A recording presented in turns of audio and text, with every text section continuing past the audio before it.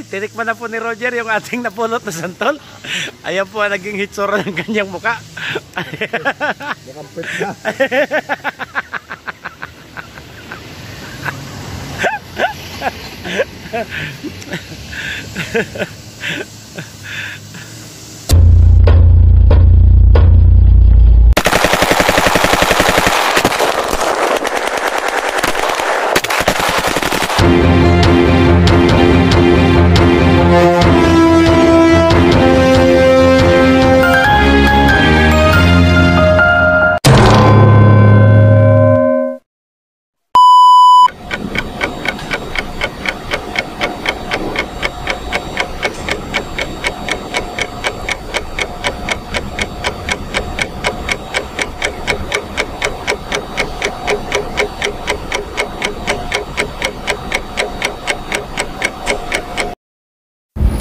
Magandang umaga pong muli mga kabiyahero. Ngayon po ay mag-alas 4 ng madaling araw at tayo po ay nabigyan muli ng isang biyahe ngayong araw po ng Sabado, at tayo po ay tutungo doon sa isang lugar sa Cubao upang doon po natin sunduin yung ating mga isasakay na pasahero. Bali 3 bus po kami. Solo po akong na-assign doon sa kanilang opisina sa Cubao, at yung pong 2 unit ay naka-assign naman po doon sa bahagi po ng Green Hills sa San Juan mga kabiyahero. Sa kasaysayan po ng ating pagmamaneho ay ito na po siguro yung pinakamalayo nating reporting. Opo, ang reporting po natin ay doon sa New York.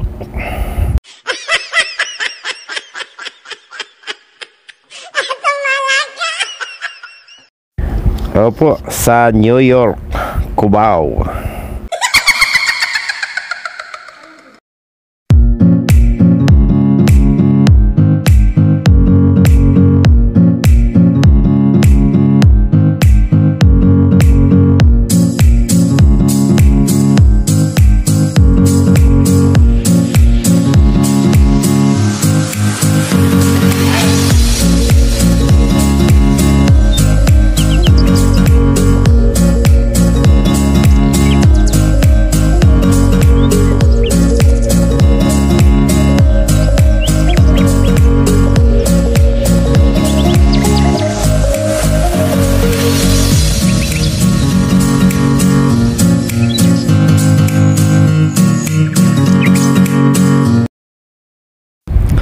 Okay, sakto lang po sa oras yung dating natin dito sa ating reporting place dito po sa Barangay Concepcion sa New York Street. Malapit lang po dun sa Cubao. Maghihintay na lang po tayo ng tamang oras, at pag kumpleto na po sila agad na rin po tayong aalis patungo doon sa Tagaytay mga kabiyahero.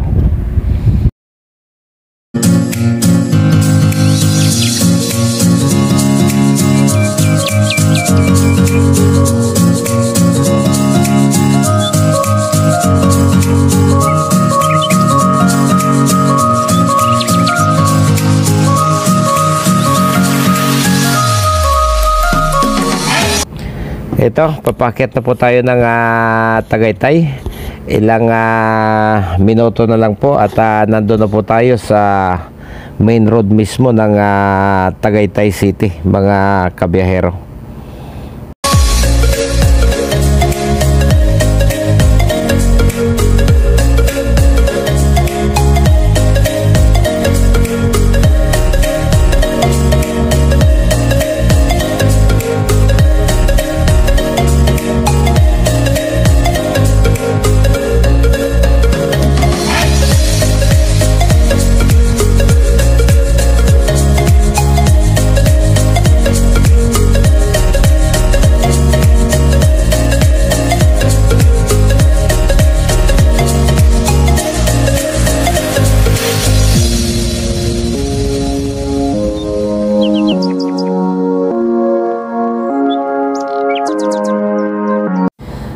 Kakaliwa po tayo dito.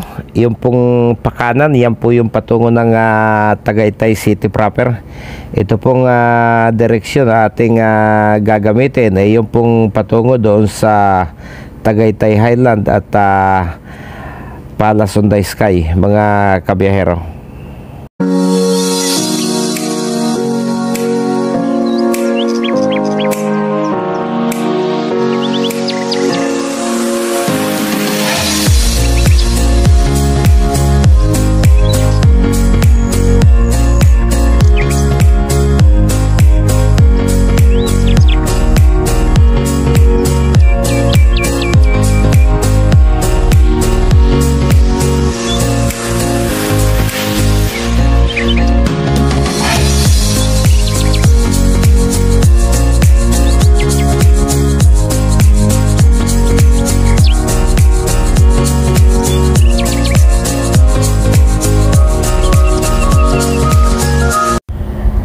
Dito na po tayo kakaliwa para marating po natin yung Gratsis Getaway. Ito po ay nasa Barangay Kabangaan, sako po ng Tagaytay City. Medyo may kasikipan nga lamang po itong barangay road na ating dadaanan. Siguro mga 3 kilometro po mula dito sa ating nilikuan, mga kabiyahero.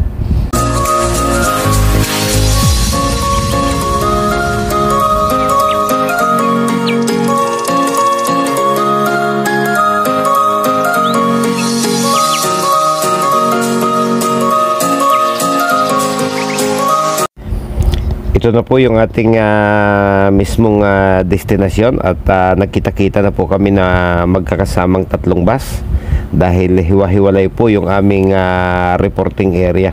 Okay, ito na po yung entrada, Gratsis Getaway. Sige, susubukan po nating pumasok para makita po natin kung ano ba yung mayroon sa lugar na ito, mga kabiyahero.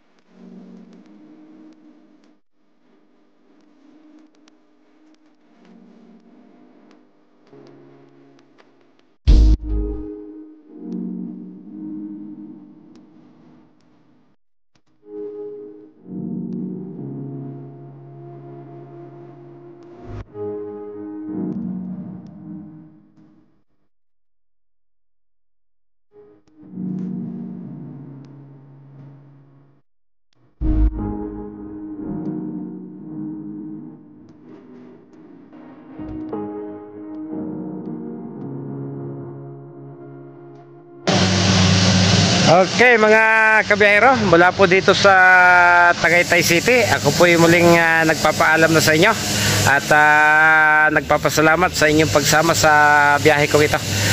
Relax na lang po muna kami dito at maghihintay po kami siguro hanggang alas 5 o alas 6 ng hapon para ibalik po sa kanilang pinanggalingan itong atin pong mga pasahero.